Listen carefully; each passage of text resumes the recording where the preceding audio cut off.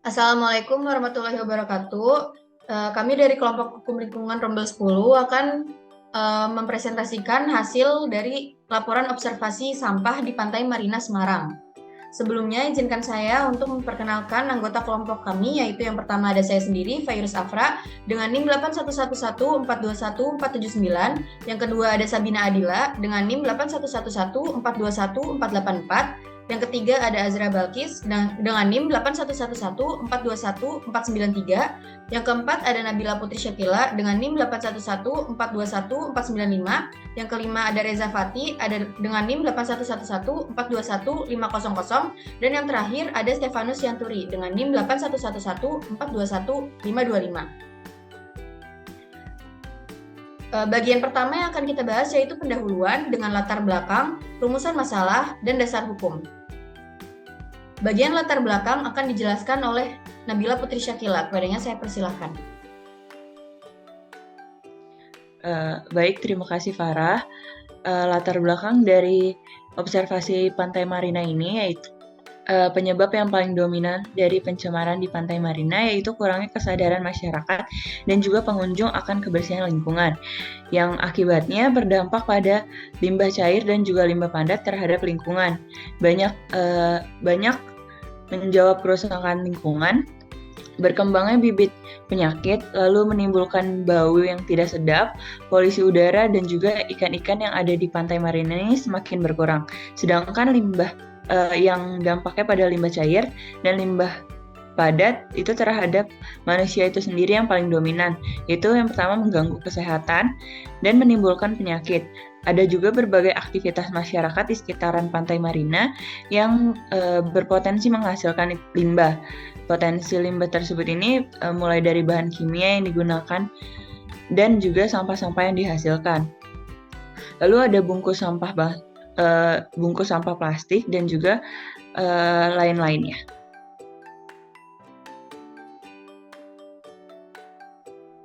Baik, ya, rumusan masalah akan dibawakan oleh saya sendiri.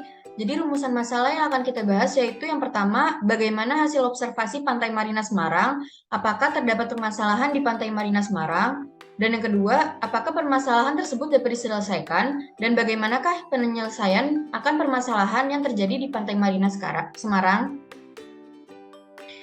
Sebelum itu, kami menemukan dasar hukum dari hasil observasi kami, yaitu pencemaran lingkungan hidup pasal 1 angka 14 Undang-Undang Nomor 32 Tahun 2009 tentang Perlindungan dan Pengelolaan Lingkungan Hidup atau UU PPLH, yang dimana menyatakan bahwa masuk atau dimasukkannya makhluk hidup, zat, energi, dan atau komponen lain ke dalam lingkungan hidup oleh kegiatan manusia sehingga melampaui baku mutu lingkungan hidup yang telah ditetapkan. Materi yang akan kita bahas kedua adalah tentang pembahasan, yang dimana akan membahas observasi dan wawancara di Pantai Marina Semarang, serta permasalahan dan penyelesaian masalah sampah di Pantai Marina Semarang. Hasil observasi dan wawancara akan dijelaskan oleh Sabina Adila. Kepadanya saya persilakan. Baik, terima kasih Farah. Berikutnya adalah hasil observasi dan wawancara. Berdasarkan hasil observasi dan wawancara yang dilakukan saat survei di lapangan pengguna plastik yang tidak terkendali di berbagai ini, produk telah menimbulkan berbagai masalah lingkungan, termasuk bagi lingkungan laut.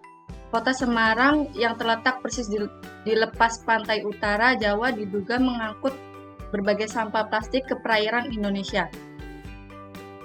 Namun, belum ditemukan informasi jumlah dan jenis sampah plastik di pesisir pantai tersebut dari Kota Semarang.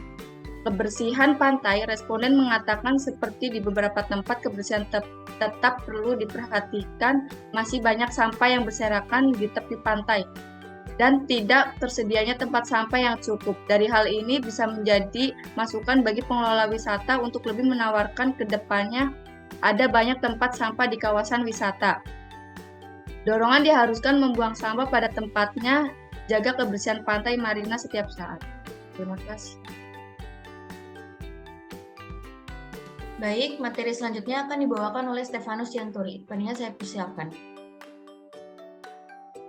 Baik, terima kasih Farah. Selanjutnya untuk permasalahan dan penyelesaian masalah sampah di Pantai Marina Semarang, di mana permasalahan berupa pencemaran lingkungan Pantai Marina Semarang dapat diselesaikan dengan beberapa tahapan, di antaranya sebagai berikut.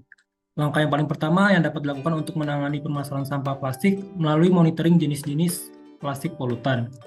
Langkah selanjutnya yang dapat dilakukan adalah pemerintah gencar untuk melakukan koordinasi dengan pengelola pantai guna mengarahkan masyarakat untuk membuang sampah pada tempatnya.